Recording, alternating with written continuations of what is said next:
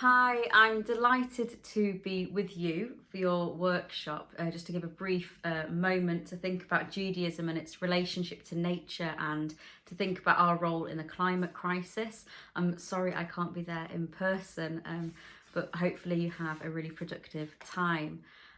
Of course, Judaism is deeply concerned about nature, about our environment, and Jewish law spends a lot of time talking about how we deal with produce, how we look after and care for the earth.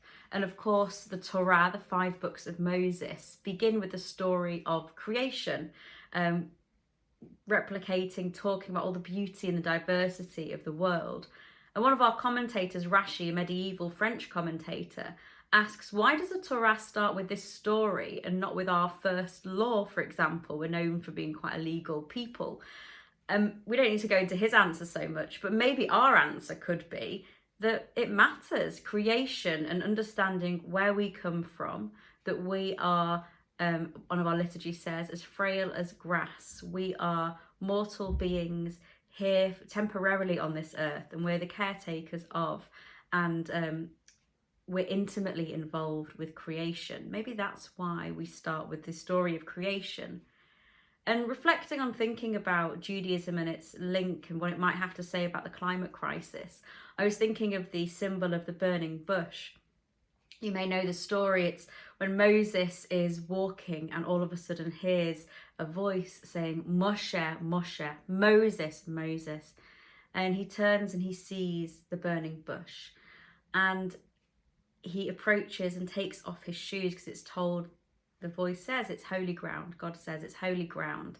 I thought about this symbol of the burning bush and really it being a wake-up call for us about the world burning, about nature being hurt and we having to turn aside and look. It's very easy to bury our heads, but this is the moment for us to turn.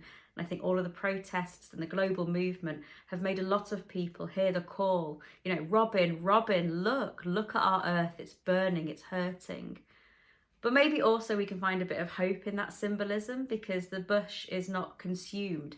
It burns, yet it's not consumed. So maybe somewhere there's a bit of hope that if the right action is taken in the right and urgent time, something can shift and we can save and make sure further damage isn't done. So I offer that up as a kind of symbol of what it might mean to fight Jewishly or religiously or spiritually in this fight that we're in. And we know that justice issues and global issues such as this and such systemic issues and pernicious issues only work if we work together. There's a very famous saying by Hillel, who was a contemporary of Jesus, and he wrote in the Sayings of the Father, Pirkei Avot, if I am not for myself, who will be for me? So really that thing about taking care of ourselves in the fight for justice and against the global crisis. But if I am only for myself, what am I? Always reaching out. And if not now, when? The urgency is now. And 2 of my feminist teachers added the last line to this very famous saying in Judaism, and if not with others, how? We're only going to be able to create change and prevent further damage if we work collectively across differences, across communities, intergenerationally, across faith communities and non-faith communities, from big corporations to school children. If we can do some sort of broad-based organising of different communities coming together, we have a chance at tackling it. It's really harnessing the people's power. We know that we have different types of power in our world.